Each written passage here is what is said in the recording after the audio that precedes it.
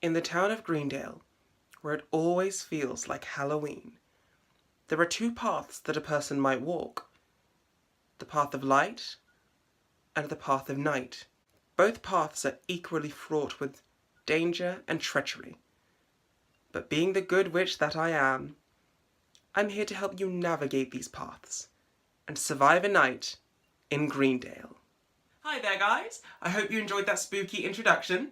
I thought I'd change things up today because today we are talking about one of my favourite people in the whole universe, Sabrina Spellman, and the very charming and very dangerous town of Greendale. Greendale is an incredibly magical place, full of pleasure, but also full of treachery, and I'm here to help you get through a night in Greendale. If you want to make it in Greendale, it's best to stay out of the woods. In most woods, you'll find nothing more dangerous than squirrels and maybe a feral cat or dog.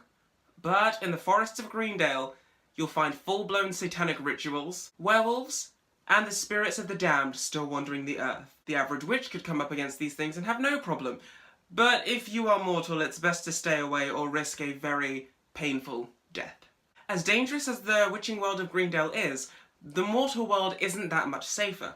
So please avoid the following. Stupid macho jocks, whose mindsets are still stuck in the 1950s for some godforsaken reason. Close-minded and very suspicious townsfolk who will tar and feather you just for being a tad bit different. And the mines.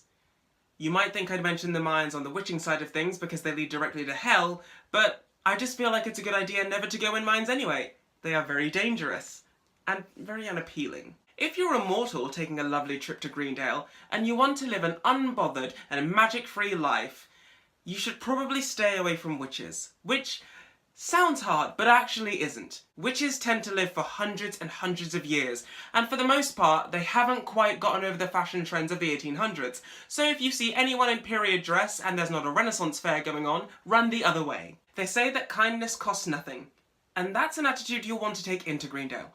Be nice to everyone you meet. You can only make a first impression once, and if you do say something that someone might take offence to, you never know if they're the kind of person who's gonna run home and stick pins in a doll, just to curse you, for the fun of it. The Dark Lord's influence is all around and through Greendale, so it's best to protect yourself.